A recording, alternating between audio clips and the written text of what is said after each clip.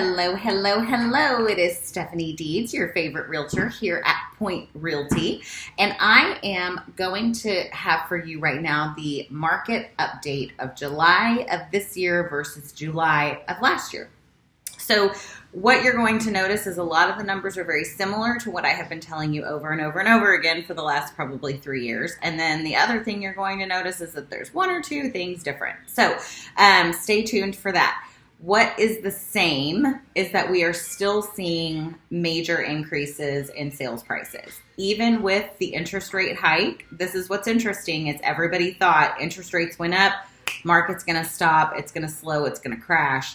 That did not, in fact, happen. What happened was the sales price has actually gone up from 2021 to 2022 another almost 20%. In Tarrant County, the average sales price in July of 21 was $387,000. In July of 22, it was $469,000. That is a 20% increase in average sales price, okay? That's in Tarrant County. We're seeing the same thing in Johnson, Ellis, Dallas, Collin, Denton. Sales prices are still increasing.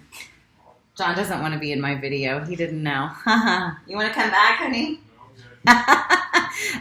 So the other thing that I think people expected to change was days on market, that things would be sitting on the market a little bit longer.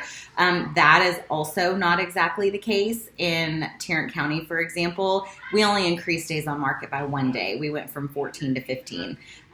Most areas have held pretty steady within a couple of days of what the days on market were last year versus what they are this year. Now, the two big differences that we're seeing is the number of homes sold and the number of homes available. We are finally seeing some more inventory. So from 2021, we had just under 10,000 houses for sale. Right now, we have almost 15. So about a third, 30% more houses available now at this time this year than there was last time this year. The interesting piece of that, though, too, is that the actual number of transactions closed did go down. In July of last year, we did over 8,000, and this year we didn't do quite 7,000. So what I keep telling people, and I'm sure that you have seen this in a video before that I have said, it's like we were going 135 miles an hour down the highway, and now we're going 95. We're still speeding. We're still going faster than what a normal market would be considered. But we are not going quite as crazy, dangerous fast as we were before. So if you have questions about where we think the market is headed, I'd be more than happy to share with you. Based on economic forecasts, I will tell you, I am not in the camp of people who believe there will be a crash. I don't believe that will happen.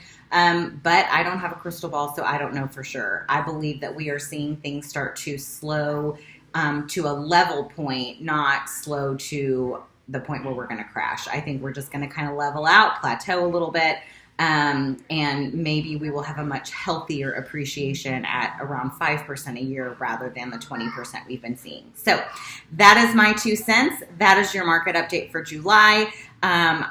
This is the first one I have actually recorded here in my office that I don't actually have a desk in yet, but that is coming today or tomorrow.